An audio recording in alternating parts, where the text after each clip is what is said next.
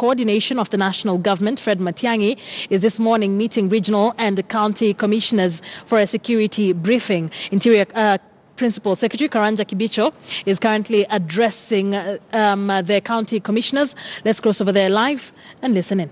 Said, remember his exact words, "I am not sleeping because of insecurity in this country. Na nyinyi munalala. So from today, as I lack sleep, you will also not sleep." And delegated the power to manage security to the county commissioners. And that then empowered the ministry to structure itself. So in terms of the structure, we ensured that at the region, both the security and the intelligence component were well taken care of by having a regional committee for intelligence and security that were devolved all the way to the ward before we got involvement of the public at the location and at the sub-location. And in the last 2 years, CS, we have been struggling to ensure that that system works. And therefore, the county commissioner becomes responsible for security matters in their area of jurisdiction.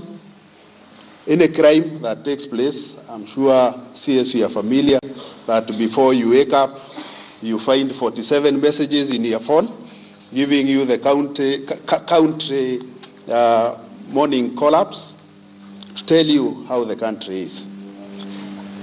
And them, the regional commissioners, I know Ambassador Saleh, every morning, before you send yours at 5, at 4, he has received from the county commissioners, who at 3 have received from the deputy county commissioners, and so on. So at the location CS, because of involvement of the community, we have what we call location peace and security committees, which now invites prominent people in the locations and in the sub-locations to be part of the security team at that level. And with it, of course, we have peace committees and the Nyumba Kumi initiative. And therefore, when we ask ourselves, what happened? Because 4 years ago, it was difficult to go to a week before we hear of some bad attack, some insecurities that were unmanageable. What happened? There is no magic. What happened is we went back and made sure that we have reactivated that system.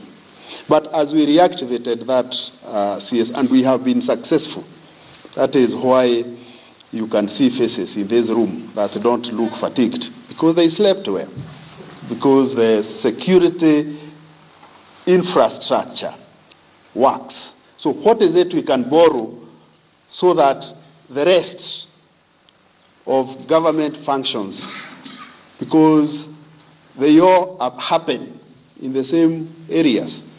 Projects are happening at the sub-locations. Projects are happening at the counties. What is it we can borrow so that that infrastructure also helps? We have tested people, CS, the National Government Administration officers. I know you may have heard this joke, but for the sake of the 2 CSs who may not have heard, I repeat, in 2005, these people called Ngao were told to campaign for a new constitution. And in the new constitution was a clause that was saying they will be scrapped. And they actively campaigned for the new constitution that will sack them. That is the kind of loyalty we are talking about. And therefore, we are here to see what is it we can do in the spirit of the President delivering as one in the counties to leverage on that structure that exists and has worked and has brought security challenges in this country to levels that we can be able to manage. What is it we can do so that the big task, CS, that is ahead of the Ministry of Education, of making sure that there is change in curriculum.